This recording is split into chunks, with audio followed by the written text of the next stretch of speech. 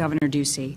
Governor Doug Ducey became the governor of Arizona in January 2015. Previously, he served as Arizona's 32nd state treasurer, a position he held since his appointment in January 2011. Mr. Ducey, Governor Ducey, joined Procter & Gamble and began a career in sales and marketing. There he was trained in management, preparing him for his role as a partner and CEO of Cold Stone Creamery. Governor Ducey also served as the chairman of Arizona State's Board of Investment and State Loans Commission. I now recognize Governor Ducey to testify. Chairwoman McSally, Congressman Grijalva, distinguished members of the subcommittee, and other members in attendance.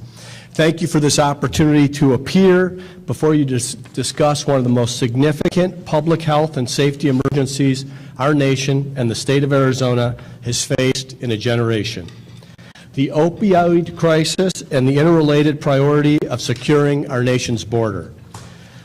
Let's start with the need to secure the border. From the earliest days of my administration, I've had the opportunity to spend time with Arizona's border sheriffs and numerous everyday residents, citizens, and ranchers in our border communities. The concerns they have expressed for their safety and the security are real, and it's our job to listen and take action. I'm grateful for the strong partnerships our state has with local law enforcement, and we've established these as well with the U.S. Department of Homeland Security over these many years. In 2015, Secretary of Homeland Security, Jay Johnson, was in town helping to coordinate security efforts for the Super Bowl.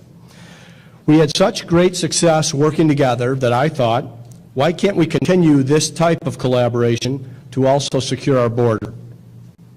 Working with that cooperative spirit in partnership with the Department of Homeland Security, in 2015, we established the Arizona Border Strike Force.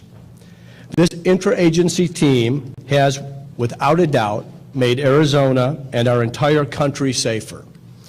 One example of many large-scale efforts by the Border Strike Force is Operation Organ Grinder, which resulted in the seizure of more than 4,000 pounds of marijuana and the arrest of 73 felons.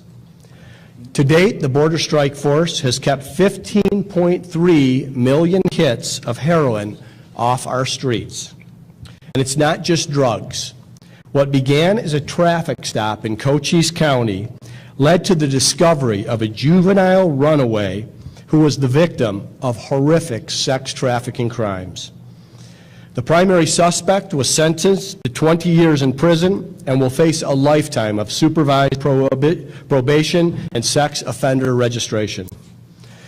We are grateful to the new administration for amplifying these efforts even further. President Trump's deployment of the National Guard has brought additional boots on the ground to our border. They are needed and they are welcomed. And both General John Kelly and current DHS Secretary Kirstjen Nielsen have not only visited our state to tour the border with me, they have delivered on both support and resources. They are finally making Washington, D.C. listen. And after recently visiting all 4 of our border counties, I can tell you, the residents in these communities could not be more grateful. When it comes to the opioid epidemic, overdoses and deaths have indeed reached crisis levels. Last year alone, 800 Arizona moms, dads, brothers, sisters, family members, and friends were claimed by this scourge. This is why we are all here today, from across the state, from both political parties, because we've all seen the consequences, and we all know that this is not a partisan issue.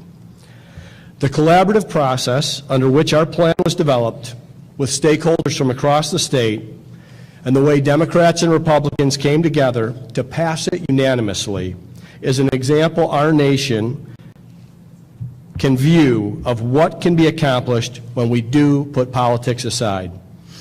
The public health state of emergency I declared last June began a process of collaboration between the Arizona Department of Health Services, law enforcement, hospitals, medical professionals, addiction specialists, and other community stakeholders to fight this crisis head on.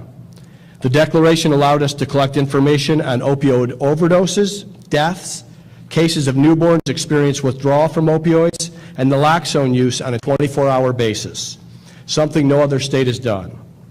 From there, our Department of Health Services work to analyze the data, and identify solutions focused on prevention and treatment. Where Arizona is dealing with chronic pain and participating in a responsible treatment plan, we know how critical these medications are. So we made sure that they were involved every step of the way, too. During a special session last January, we addressed every facet of this fight, from the need to protect Good Samaritans and end pill mills, right down to the physical packaging of the drugs themselves. In fact, all opioid prescription bottles in our state will now have red caps to alert patients to the high risk of these drugs and the need to keep them away from children. One of our most significant accomplishments was a result of bipartisan collaboration to improve access to treatment with a $10 million investment that will help uninsured and underinsured people get the treatment they need.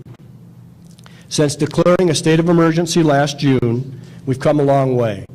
In fact, every directive I gave in that declaration has been completed. New reporting and information sharing procedures are now codified in policy and rule. Almost 1,000 law enforcement officers statewide have been trained to provide naloxone. We have also seen a 355% increase in the number of naloxone doses dispensed by pharmacists to communities. Our healthcare institutions now have rules for opioid prescribing and treatment. Arizona opioid prescribing guidelines have been updated and distributed. Our comprehensive opioid Epidemic Act went into effect in Arizona on April 26th, and the 12 recommendations of our opioid action plan will be fully implemented by the end of June. With these items completed, our emergency declaration has served its purpose, and that's not all the positive news we have to report. March and April of 2018 saw a 33% reduction in the number of opioid prescriptions statewide compared to March and April of 2017. Since last June, we've seen a 38% increase in the number of people referred to behavioral health treatment from hospitals after an overdose. Since July of 2017, we've seen a 60% reduction in the number of patients potentially doctor shopping through our CSPMP threshold report. And since this April, over 200 prescribers have utilized our newly established opioid assistance and referral line to get expert advice on treating patients. In addition, we have worked with 100% of Arizona's academic partners who train prescribers to develop a statewide curriculum on opioid prescribing, treatment of opioid use disorder, and management of chronic pain. This could be implemented in our schools as early as this coming fall. We have certainly made progress, but we know that the fight remains deadly and that it is far from over. Continuing to work with each other and across the aisle as we have done, I know this is a fight we can win. Again, thank you for having me here today.